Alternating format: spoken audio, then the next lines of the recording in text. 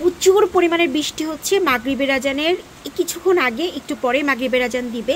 এই মোমেন্টে বাবা মাকে বলতেছে এত পরিমাণের বৃষ্টি হচ্ছে, মাগরিবের নামাজ পড়ে চা খাবো, প্লাস সাথে তুমি আলুর চিপস করে দিবা এবং যদি পারো এক্সট্রা আরও কিছু করে দিবা। আমি বেলকুনিতে বসে বসে বৃষ্টিটা উপভোগ করব এবং তোমার হাতের স্পেশাল চা খাবো। তো ভাবলাম এই ওয়েদারে শুধুমাত্র বাবার জন্য না, আমরা সবাই মিলে চা খাবো প্লাস বৃষ্টিটা উপভোগ করব। এদিকে চাটা আমি বসাই দিলাম, দুধটা এখন গরম হচ্ছে। দুধটা যখন একদম বলক উঠে আসবে তখন আমি চাপাতিটা অ্যাড করব। তার আগে এখন আমি দিয়ে দিব এখানে আদা চেঁচা, এলাচ 2টা আর হচ্ছে তেজপাতা, এগুলোর ভিতরে দিয়ে দিব। মিক্সড করব একদম দুধের সাথে, খুব ভালো করে জাল হবে।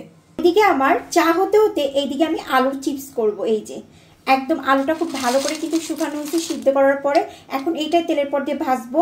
এই চিপসটা এত মজা বলার বাহিরে। তেলটা আমার খুব ভালোভাবে গরম হয়ে গেছে, এখন আলুর চিপসগুলো দিয়ে দিব। দিয়ে উল্টায় পাল্টায় খুব ভালো করে ভেজে নিব। আমি একটু একদম মিডিয়াম আঁচে রেখে সবকিছু ভাজাভুজি করি, এই জন্য আমার ভাজাগুলো পড়ে না।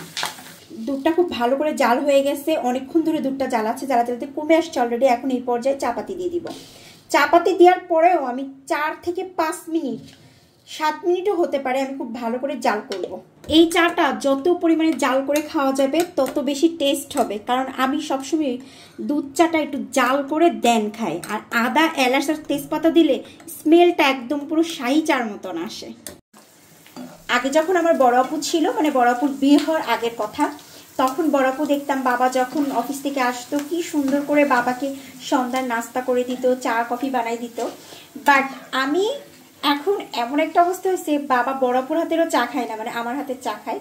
এখন বড়াপুর থেকেও আমি খুব সুন্দর চা বানাই, এটা বাসার সবাই বলে। সো আমার কাছে অনেক বেশি ভালো লাগে এই যে সন্ধ্যার নাস্তাগুলো আমাকে দায়িত্ব দেয় প্রত্যেক দিন যে সন্ধ্যায় তুমি কিছু না কিছু করবা। বাট আজকে বাবা রিকমেন্ড ছিল যে তুমি চিপস করবা আলুর সাথে চা, বৃষ্টির সাথে আমি উপভোগ করতে করতে খাবো। বাট আমি এগুলো ভাজতে ভাজতে অলমোস্ট বৃষ্টি কমে গেছে।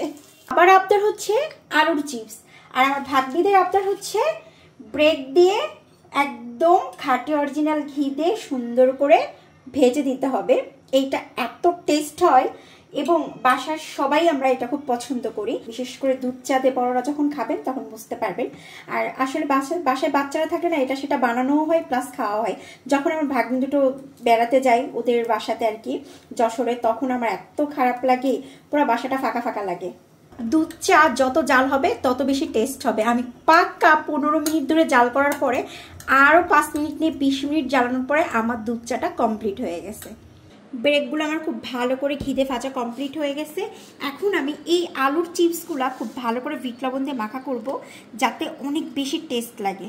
আলুর চিপসের ভিতরে এই যে বিট লবণগুলো দিয়ে দিব, আর দিব না। এবার সুন্দর করে উল্টায় পাল্টা একটু মাখা করে নিব। সর্বপ্রথম চা হচ্ছে বাবাকে দিব, কারণ বাবা অপেক্ষা করতেছে, অলরেডি বৃষ্টি প্রায় শেষের দিকে। যাই হোক, চার কালারটা অনেক সুন্দর আসছে। দুধ চা যত জাল হবে তত বেশি মজা হবে। এই নাও বাবা, তোমার সেই আলুর চিপস আর তোমার সেই স্পেশাল চা। এখন তুমি বৃষ্টি দেখো আর খাও। আজকের ব্লগটি এই পর্যন্ত। কি, আল্লাহ হাফেজ।